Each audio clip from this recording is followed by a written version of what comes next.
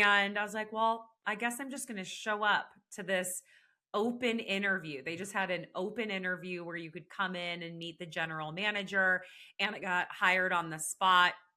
And so my first ever job was working at a restaurant, being a hostess. I think you learn a lot of in any type of service industry, you learn Mhm. a lot about people around like customer experience, client dynamics. Like I actually think that taught me a lot that I used later in corporate. All right. Oh, I am so excited for this conversation. Adrian, we've been in touch for a long time. I've attended some of your masterminds, things like that. I absolutely love your energy, your vibe. And so I am so looking forward to this conversation. For the people listening and watching who have never met you, tell us a little bit about yourself.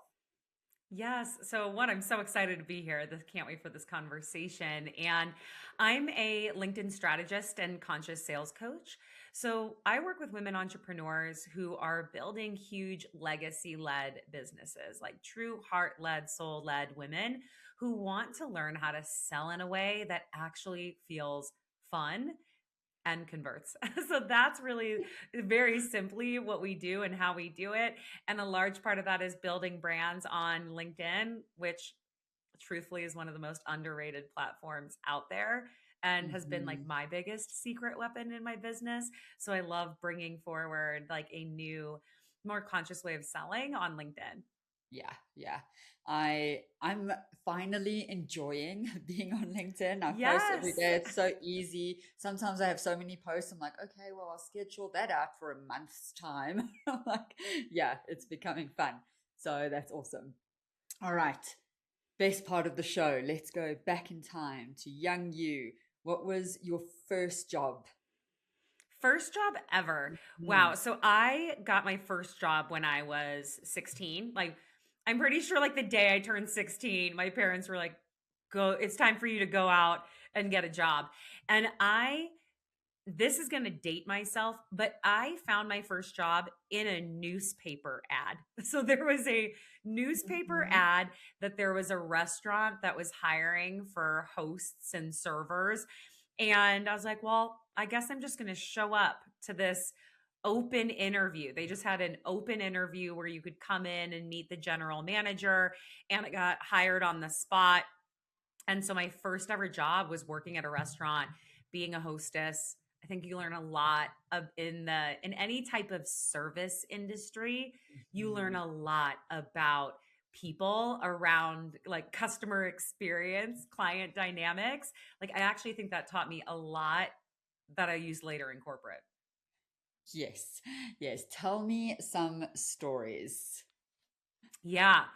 Well, it's like the the restaurant was always funny because you kind of knew you it's like I thought it really helped me understand people.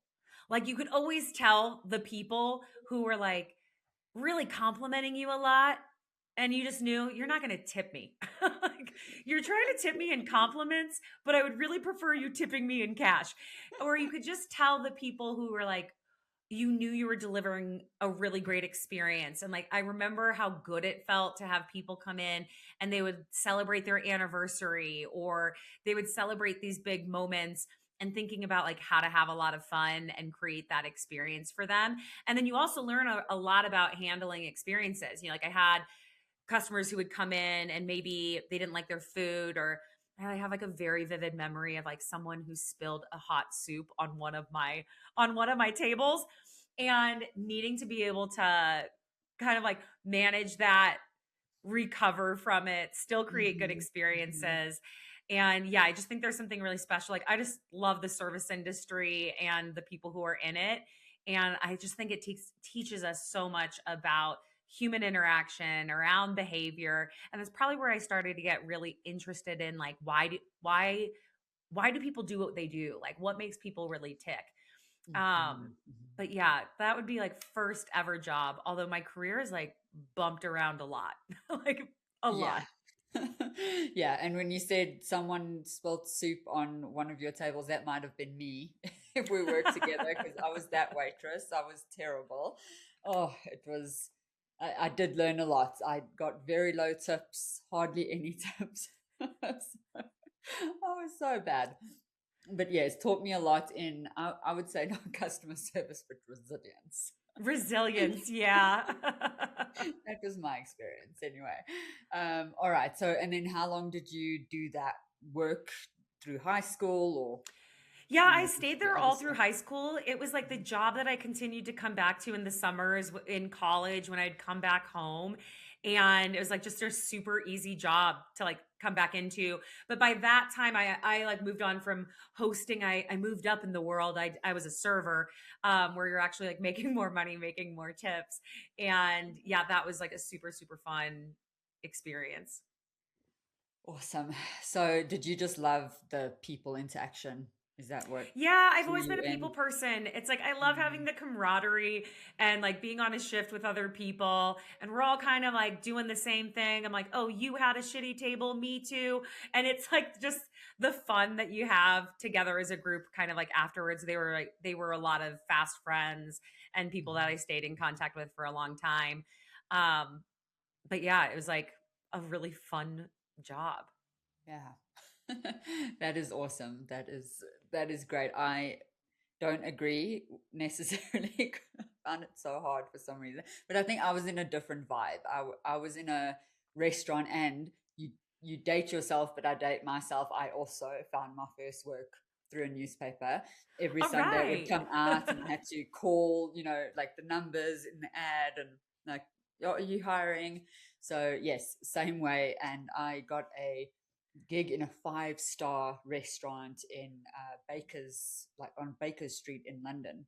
So the people there were Wow. super fancy, and I was not. So I think the vibe matters. Yeah. The vibe matters. So Yeah, when you your say the vibe people had a lot around more you, I'm like, pressure. ooh, yeah, that sounds amazing.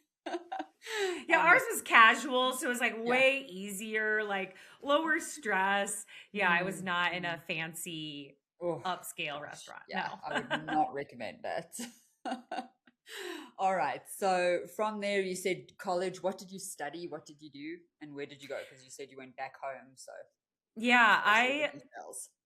I feel lucky or rare in the fact that I use my college degree. Like I got a degree unexpectedly. I bounced around a lot. So I went into college and I thought that I was going to be like pursue being a doctor because in my family, like my mom worked in healthcare and you kind of often just follow a path that's been Mhm. modeled for you and as like an Asian American first gen, there's kind of like only so many roles that are really approved. It's like healthcare. You're gonna be a doctor. You're gonna be a lawyer.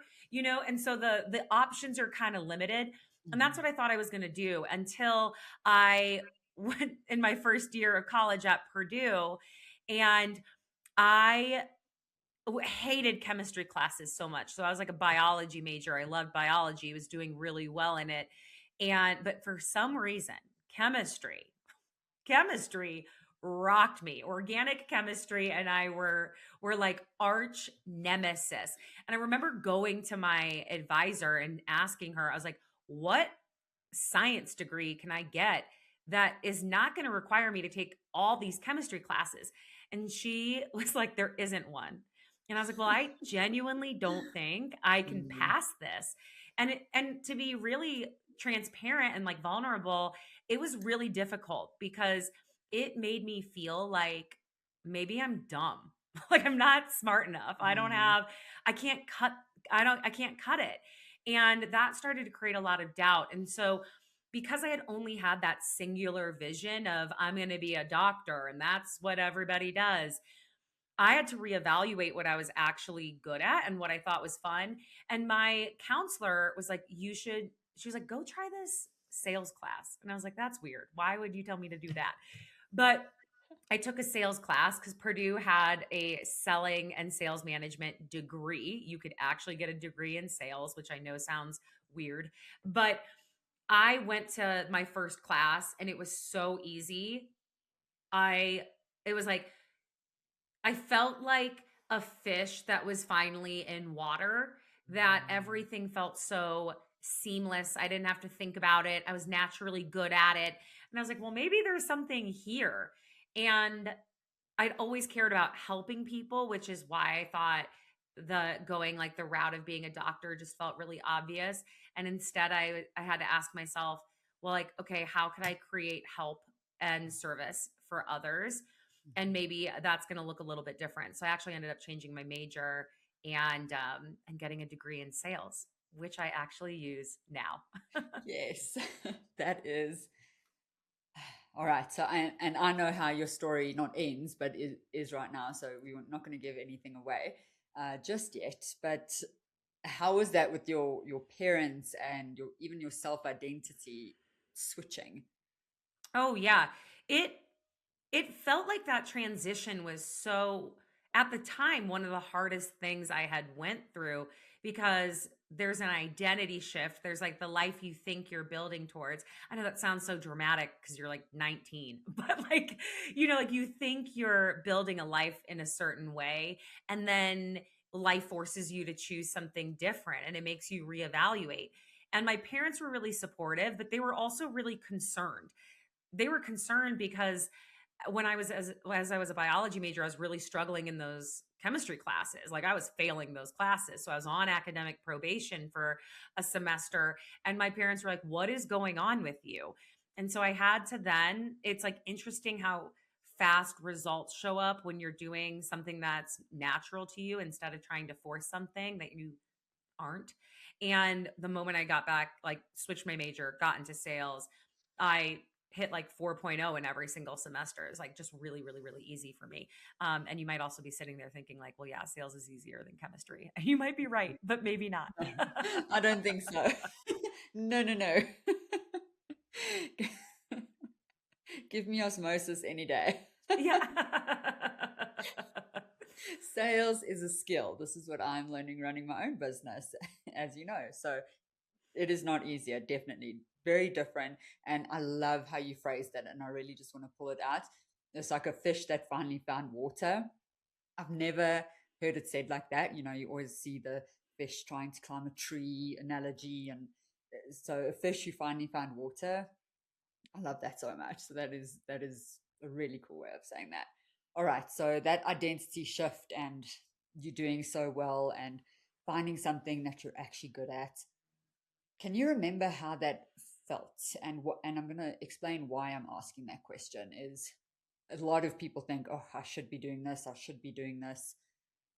But it's just not easy, it's not natural. And do you remember how differently you felt when it was, when you were that fish in water? Like what emotions came up for you? Yeah, the instant feeling is lightness. Like you feel free because for the first time you feel like up and when you're trying to do something that's not actually aligned with who you are, what you value or what your talents, what your raw talent has been designed for, it feels like you're trudging through mud. So every little action is harder, it takes more thought, it takes more energy, and even with a lot of effort, you're kind of best performing at average versus Mm, like when I started to do work that was really natural, that actually followed what I cared about and my values, things felt like they were instantly clicking into place. Like I could pick things up at such a fast rate. And and it's like no surprise that the job that I got after college was actually at a consulting firm that does this work that helps mm, people lead with their strengths. And so I got to like see that and experience that for myself. Like you feel more free. You suddenly feel like, oh, everything makes sense now. Oh, I can like have a lot more fun. There's a lot more creativity in this versus when you're trying to force. There's a real difference between force versus being in flow. And I think we all know we've all experienced flow state in some mhm. way or another. Yeah, yeah. Oh, you described that so beautifully. So tell me about that next job. You said you were helping people find their strengths. Excuse me. Yeah. It's funny how like I feel like Steve Jobs said this that you can like only connect the dots looking backwards. And it like when I tell my story, it's like looking forward, it's kind of like my career trajectory makes no sense.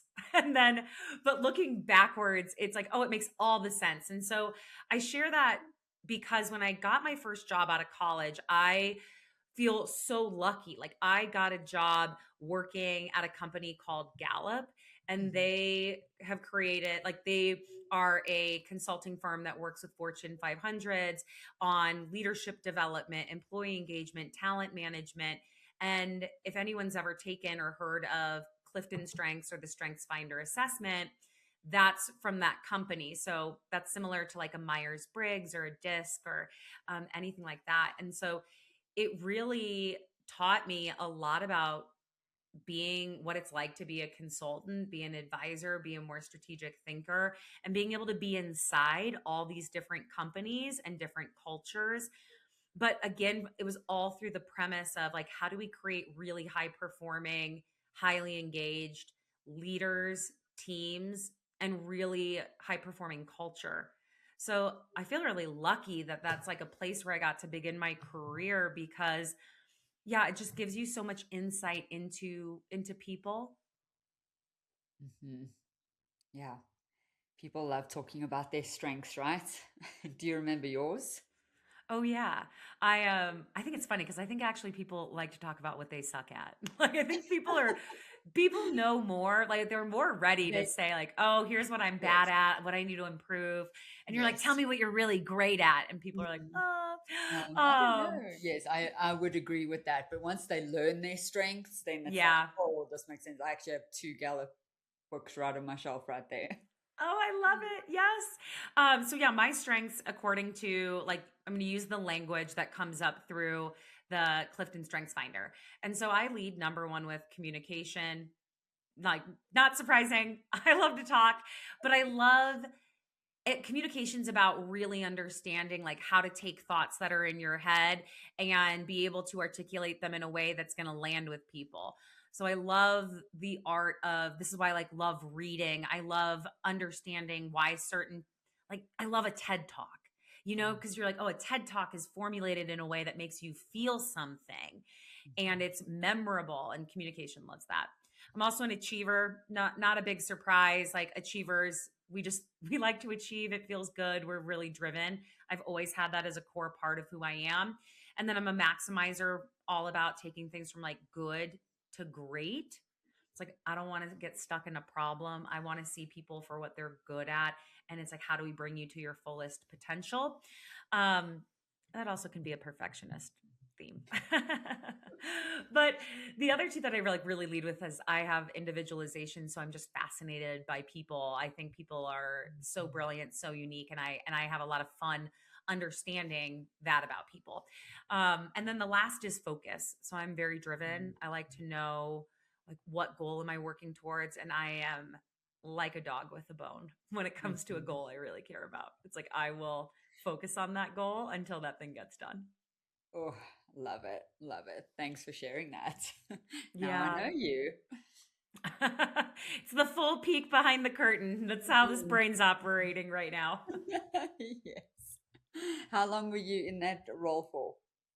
Yeah, I worked at Gallup for almost a decade, Mm. and which was really incredible. I got to be in a lot of different roles there. So I started in a sales, more of like a sales role, and was working on really big deals. Like I'm talking deals that started in the multi six figures, went into the multiple millions, and to be understanding how to negotiate contracts of that size and sell deals of that size when I was really young. I mean, very fresh out of college, and negotiating with like very sophisticated buyers. So my buyers were VPs of HR, CHROs, the executive team. And that really taught me a lot about how to position things. Like it's like going back to the communication. It's how can I best package something and deliver it in a way that's going to be received and inspire action. So that felt really, really good. And then I later was doing, rather than doing the sales work, I was on the implementation side and I did a lot of coaching. So this is where like all the dots start to connect, where this is where I got my ICF coaching certification, and I started coaching leaders, teams, and teaching and certifying other coaches on the Strengths Finder. So you could get certified on the Clifton Strengths Finder, and I was one of the consultants that would like deliver that certification. So that was really fun because I got to actually just like do what I love, which is coaching. Yeah. Yeah. That is, I love that. That is a decade well spent. So during that time, there must have been some ups and downs in your career. Share a story or two. Yeah. I mean, when you're in consulting, for anyone who's ever been in consulting, you're a total road warrior. Everything is about how many billable hours can you create, and your worth is really tied to that. And so it's hard when you are on the road almost every week, Sunday through Thursday, and you're just constantly going back and forth between client sites, you're on planes, and people think it's glamorous. It's not. You're like, the consultants are always put in like some tiny little room with no windows, and you're like working till 11 p.m. at night. Like, it's not glamorous. And it can be challenging. It's also a grind. Like, consulting is a grind. And or at least my experience has been that. And so a 60 to 80-hour week, normal, average, Mm. and that is not really sustainable. The other thing is, there was like midway through my career there, I got assigned to take on like an international assignment. And so I moved from, I was at the time living in Irvine, California, and then I ended up taking this assignment and moving to Bangkok, Thailand. And then I lived in Southeast Asia for about 2 years. And that was really difficult because it's like one of those pivotal moments and times in my life that really shaped me. Like, talk about, we were talking about resilience. That really taught me resilience. I had never been to Thailand.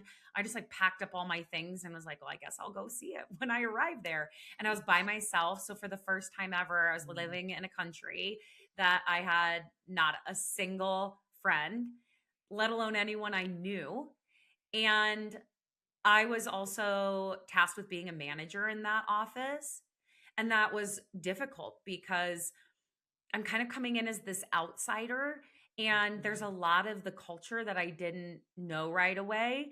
And that felt really, really hard. You're like navigating new city, new country, new role, and trying to like really integrate myself into the culture and not be like the American outsider.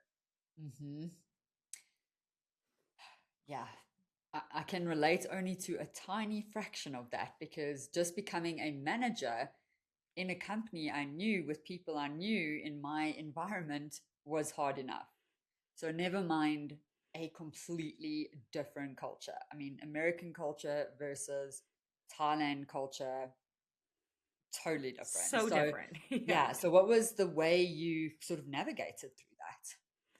Yeah, I will say that I don't know that everything I did, I feel like I look back and I see so many things I could have done differently, but my mindset at the time was coming in without any like pre-assumed judgments. I knew I did not want to come in hot and like suddenly come in and make a whole bunch of changes.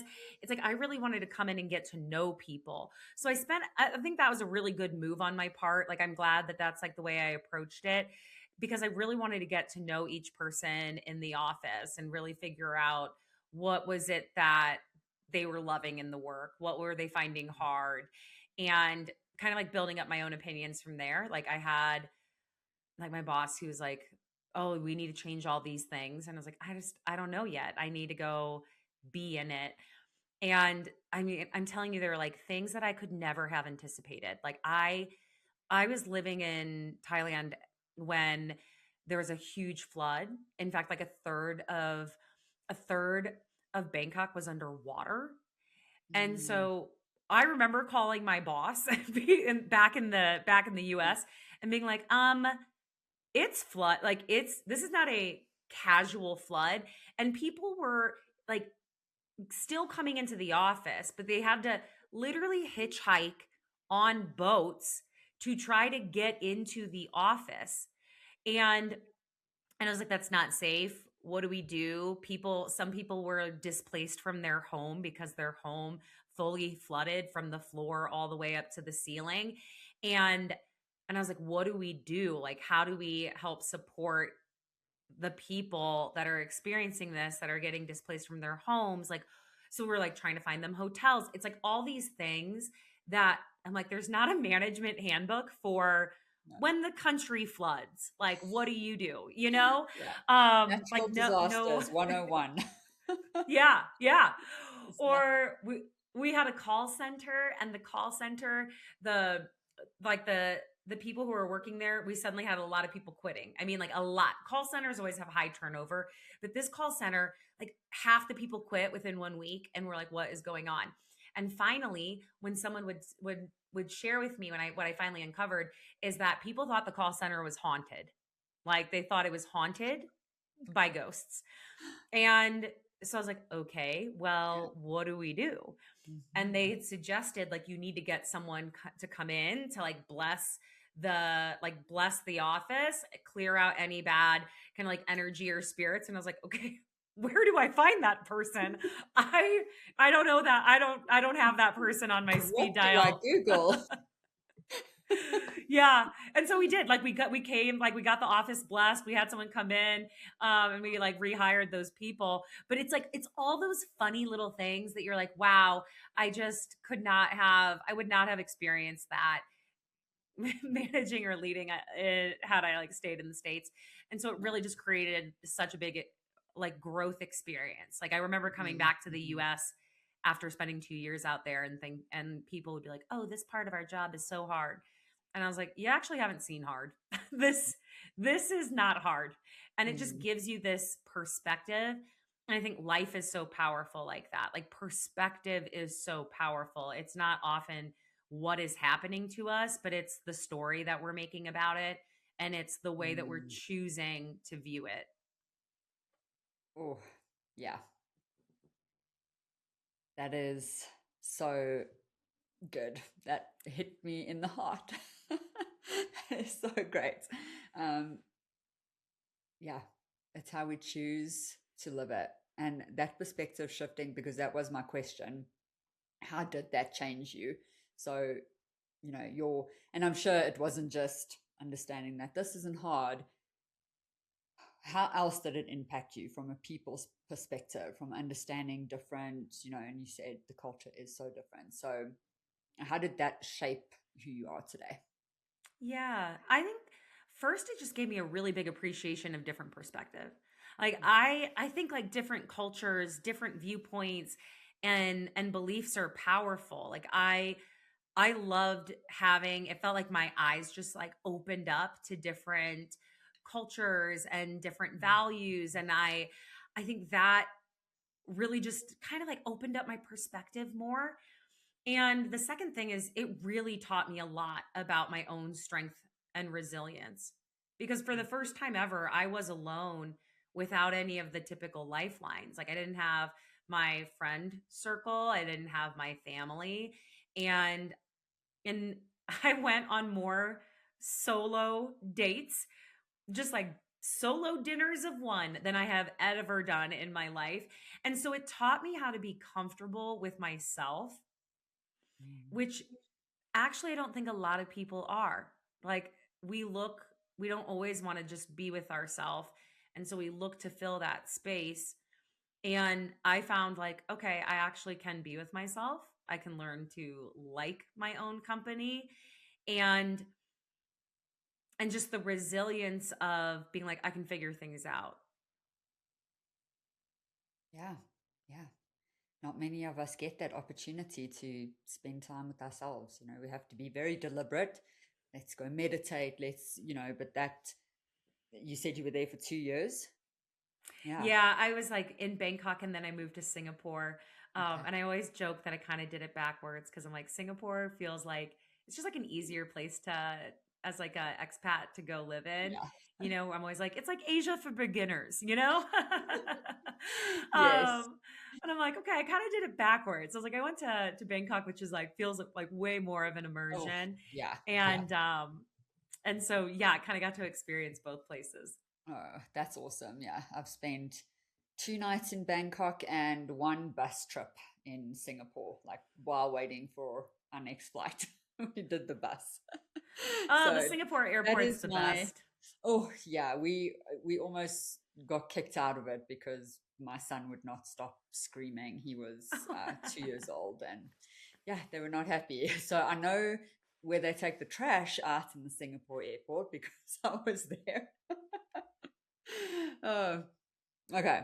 So 10 years there. What came next for you? Yeah, I came back from Asia and then kind of got this feeling of kind of like this is good, but what's next? Like I loved the work that I was doing at Gallup and I feel like I've been actually quite fortunate to work for really incredible companies. That is not everyone's experience or the majority. So I just started to get this feeling like there was something more. Like I've been at Gallup for a while. I was like, there's a lot that I could do there. And so I decided that I wanted to go back and get my MBA. So while I was still working full time, I went and got my MBA part time. And after that, I was like, well, all right, I got to do something with this. Like it wouldn't make sense to just keep doing what I've been doing. Mhm. And this is where I made a big pivot in my career. So I had a friend and like a close colleague turned friend who had left and started working at LinkedIn. And they were like, I think you would love it. You're going to really like the culture, the people. They're like, you're just a fit for this place. And so I was like, sure, well, like I'll interview there. And I was kind of interviewing at a couple of places. I was interviewing at WeWork and I was interviewing at LinkedIn. And thank goodness I did LinkedIn because that was right before we were kind of like went through Yeah. their massive layoffs. But so it's like little things are always guiding you for sure. And so I ended up picking up my husband and I, then like fiance, we had just gotten engaged.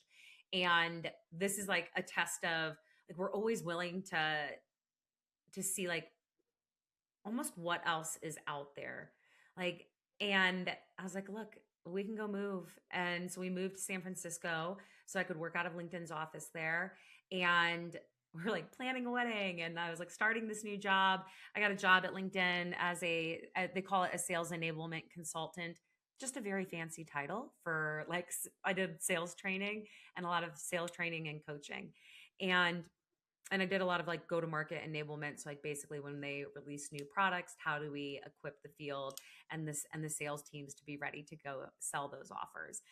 And yeah, that was like a really big shift to like go from consulting into tech and almost like that time in my life where I was kind of struggling with being in college and going through those chemistry classes.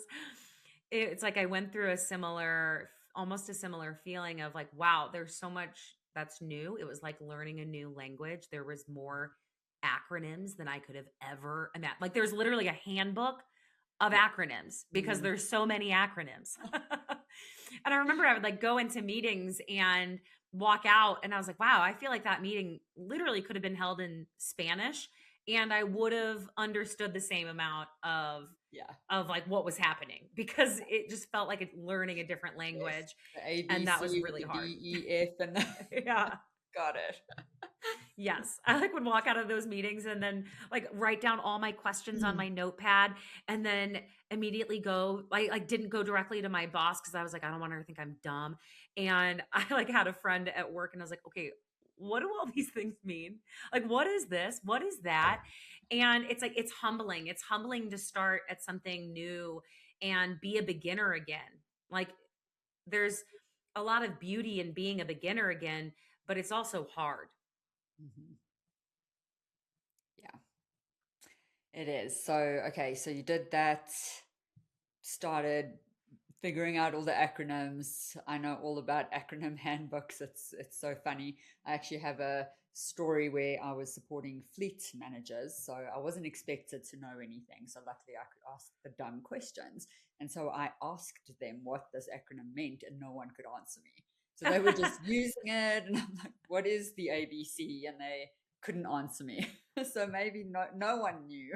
You're like, "Oh, great. No one knows." Like, that's like a relief. Yes, that was. I was like, okay, I thought it was a dumb question, but clearly not. No one knows. So, yes, I know all about that. All right. So, how long were you at LinkedIn and what was your experience there? Just again, feeling not like your fish in water, learning new things. Yeah, I had the best experience there. Like, I loved my job, my team, my manager, and everything. I truly liked everything about working at LinkedIn. It's like a phenomenal company, and and and so that's also what made leaving it hard. And I was there for about 4 years. After I finally got my feet underneath me, like it took me about 6 months to kind of get my feet underneath me, and then the job became, I was like, "Oh, I'm good at this." Like I really like helping people think about building, like how do you create really strong learning programs, which is really just about how do you create change in people, like behavioral change in people. And and that worked really well given like what I had done at Gallup and really understanding people. So I started coaching on the side after about a year being in the role, because I just like, I've got time, I've got this passion, and I'm gonna like see what this is about. So I was at LinkedIn for yeah, about 4 years before I quit and went full time in my business. Mm. How was it doing both, the side gig? Hard. It's hard. Yeah. And it's like it's not easy. It's definitely not for the faint of heart, and we're always like choosing our hard, right? So I love, for me it worked really well that I started my coaching company while I had the safety and security of a full-time job, because I'm like my bills are paid. I am fine. And Mhm. it gave me a lot more runway, a lot more, it just lessened the pressure. It created pressure in other ways, while and that biggest pressure is simply time. Mhm. And so I had to get really smart and scrappy about, and really committed. Like I said no to a lot of things during that time. Like no to Mhm. a lot of fun things. It's kind of like I disappeared almost for a little while I could really build the business. And it's kind of like you have to put in those reps early on in the beginning. There's kind of like no avoiding the early hard part. But I found that that helped me so much because I could take bigger risks while in my business. It was like, I'm not trying to make this pay like pay my rent right now, but I'm trying to see if this is a viable company. If like people, I have something that people would want to pay for. And and yeah, like it really worked well for a long time. After I got into a groove, I knew how to best organize my time. I knew how, like, what I should focus on and what I could ignore. And then my company just grew to a point where it's like it just didn't make sense to keep doing both. Mhm. Okay, then you made the leap. How long have you been on your own? I've been on my own now. I've been full time in my business for 4 years now. Okay, wow, fantastic. Well done. Tell me about some ups and downs. Well, that is just entrepreneurship. So Exactly. yeah, I know. like the I whole need a picture of a roller coaster across my wall here. 'Cause yes, yeah, that is it's kind it. of like, I feel like entrepreneurship is being like, "Oh my gosh, I can't believe I get to do this. This is amazing." And then the very next second being like, "Holy shit, I should burn this all down. I don't even know. Did I make a mistake? Do I go back and get a job?" And then you get like, "Oh my gosh, a client's getting great results. I love it again." And all of that can literally happen in the span of a day. So Mhm, I feel like mhm, that's normal. I really struggled in the beginning of building my coaching business. Like I'm not gonna lie. So like now, like I'll start with like where we are now and almost work back really quickly, but like we've done over like $1.3 million cash. And but in the beginning it was really hard. Like mhm, I really struggled with the thing that I think most people struggle with in the beginning, which is like deciding on a niche. Like what do I do? There's a lot of things that I think I could do, but what do I actually want to do? And and then the biggest thing is fear. Like I think in your first year of business, the biggest hurdle that you're getting past is this like constant fear hurdle, because what you're doing is you're trying to figure out, you kind of have to lead with faith because you don't have the validation yet. You don't have the proof yet. You're like leading with, I've got this idea, I've got this passion, and this like truly blind faith that like this is going to work out for me. And so the first 6 months of my business, I did not sign a single client. And I had at that time, like I invested $15,000 in it to join a mastermind, and I didn't even have that, like the money at the time. Like I borrowed money from my fiance, now husband. So like worked out, but I was like, I need to do this. And and he was like, okay. And then fast forward 6 months and I had made $0. And I was like, oh my gosh, I don't even know if this is going to work. And I remember just like getting onto that mastermind, like a mastermind call. And I put myself in a mastermind where like women were way ahead of me in their business. Like I was like baby new beginner, like no niche, no offer, massively undercharging. And everything felt kind of scary. And I remember just like bawling, crying. Like I got up on my hot seat of that call and I was like, okay, I'm going to ask a smart, strategic question. Mm. And instead, I hit unmute and I just started crying. Not like a cute cry either. I mean, like Mm. a sob, like a sob. And I just remember feeling like, oh my gosh, all these people who I don't know on this Zoom call probably think I'm such an idiot. Um, and I was just like, I just don't know if this is going to work for me. And I'm spending a lot of time and I've invested 6 months and nothing is happening yet. Maybe this isn't for me. And maybe I need to just like stay in my job. I got a good job. Maybe it's like, Adrienne, what are you even doing? Just focus on the job. Like I had all those doubts. Um, and that was a really important moment because it made me decide something. It made me decide, like, okay, I'm the type of person that is going to figure this out. Mhm. And too many people quit right before they have their breakthrough. Mm. What They did the always group quit like say? right before. Well, the group was really supportive. They're like, oh, so much support in the chat. And a lot of them were also saying, like, I have been exactly where you are. Mm. And that was so helpful for me because I'm like, you did? Like you were where I am. And then to see where they are now, like at the time, I was like, wow, you're like super successful. And but you have felt what I am feeling now. And I was like, okay, if you figured it out, I can figure it out. Mhm.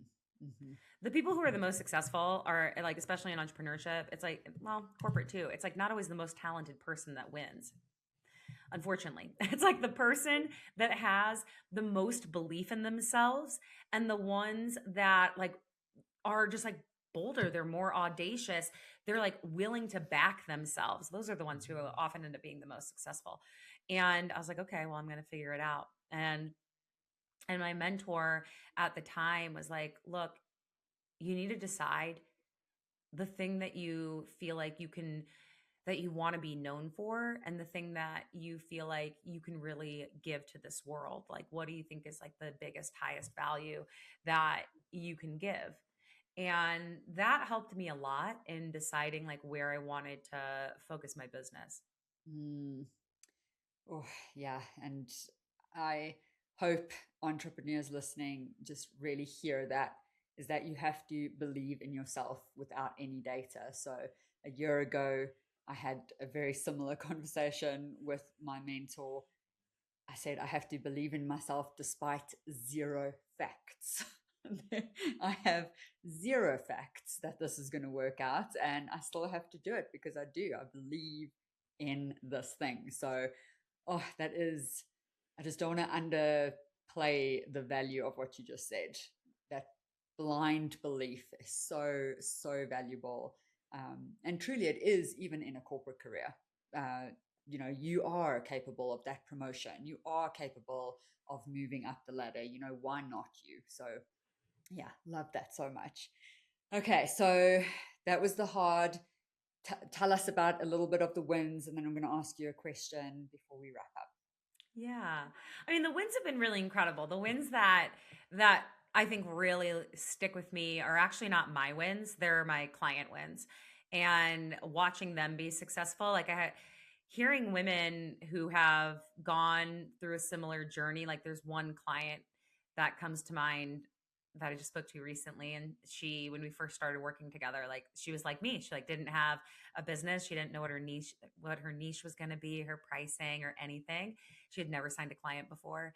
And but she was like so talented. She had this really high profile corporate career.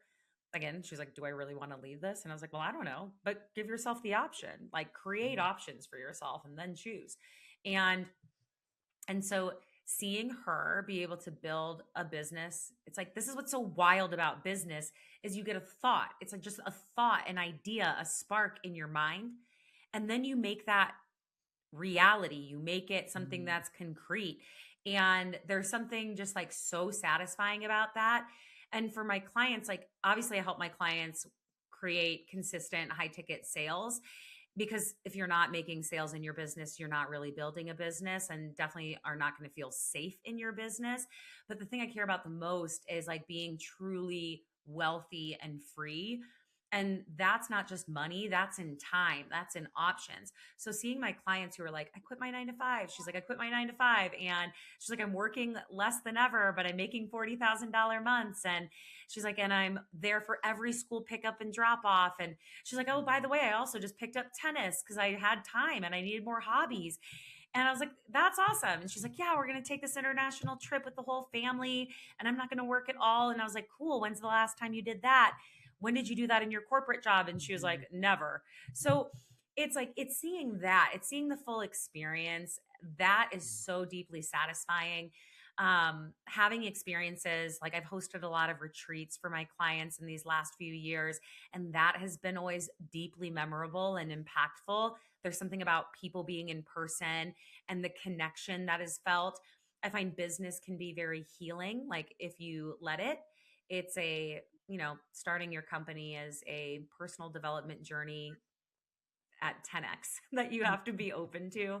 And if you fully embrace that, it can also be a really healing process too. And sometimes what we're healing are things like sisterhood wounds, and like actually being safe, feeling seen, and being vulnerable, and like not always needing to be women that are holding everything up on our own, but actually like receiving help. And there's so much power and so much healing in that. So like that has also felt super, super satisfying.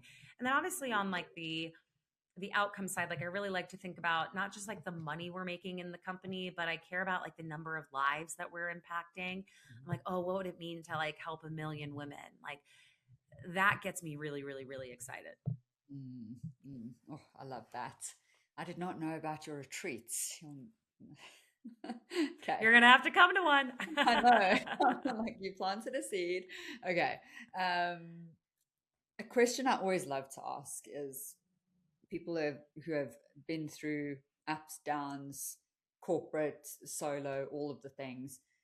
What is one thing that you would give advice to someone 10 years your junior, let's say, that we're just not talking enough about in this world? And this podcast is about the anti-insta perfection side of building a career, a life that you actually enjoy. What should we speak about more? Hmm. I wish we would speak more about like the courage to define your own type of success. Like I think success is so often defined by like what is your title, and like what are you making, and like what house are you living in, and like all these material things. And I think the more that people feel like they can actually just be themselves and create success on their own terms, not the thing that people told them that they should want, but the thing that they actually want. Like, Mm, I think if more people lived in that, you'd see there'd just be like such, it would just feel so different. Because I just really believe like the most powerful thing is a person who feels free. And mm, if we create that feeling of freedom, like we only feel free when we're like actually like doing work that matters to us, and like we're living in a way that's like truly authentic to us. And I'm like, oh, the world would be such a better place if we had more conversations about that. So if I were to give advice to like my former self, I would tell her, like, I just think about like my younger self, and I would tell her that she doesn't need to wear that mask, that she's enough as she is, that she has everything that she needs. And it's also remembering like you actually don't need to figure out the how. You don't need to have the how figured out, mapped out before you, in order to be successful. You just need to like take the first step, and the how is going to appear along the way. And like too many people over plan, overthink, and mhm. then stay stuck exactly where they are. Yeah, yeah, that is such excellent advice. I'm gonna write it down for myself. All right, final question. If you had to travel back to young you can pick an age, 20s, younger, whatever it is. The dog. I've got one Excuse too. me. He needs his moment on screen. Okay, if you had to travel back in time to young you, Mm. what would you thank yourself for doing then that really set you up for where you are today? Yeah, I would thank the me that said yes to moving abroad. Mm. 'Cause that moment was super pivotal for me, like, I was like, "Oh, I'm not a risk taker, I'm not like I'm a r" like, I always thought I was not I thought I was risk averse. Now I look back and I'm like, "No, you're actually a big risk taker," and Yeah. but that's, like, the thing that I would say thank you to her for is, like, Mm. thank you for being brave enough to, like, say yes and leap into the unknown, and it's like that took a lot of courage. Like everyone around me was like, "Why are you doing that? That is crazy." Like I was like, "I don't know. I just feel like I need to." And I mostly was like, "What if I just look back and regret it?" Like I do it for the plot. Like do it to see what you're capable of. Yeah. And so I love that. Like I think that sparked so many other moments in my life where I was like, "Yeah, I can make this leap. I can take this risk because I trust myself." Oh, that is huge. That is huge. Yeah. Trusting yourself is, I think, half the battle won, or more than, more than. Yeah. All right. Who should contact you and why should they contact you? We will have your links in the description. So I know LinkedIn, excuse me, but Yes, who and you know why? me. You know I you're gonna do, find me but on you say LinkedIn. it the best. Yeah, so obviously you can find me. I hang out mostly on LinkedIn, and if you're someone that wants to build a personal brand, or if you're someone who's wanting to like take your zone of genius and expertise and turn it into a profitable business, like that's a great time to connect with me and just for the fun vibes. So, yeah, you can connect with me on LinkedIn. It's just Coach Adrienne Weimer.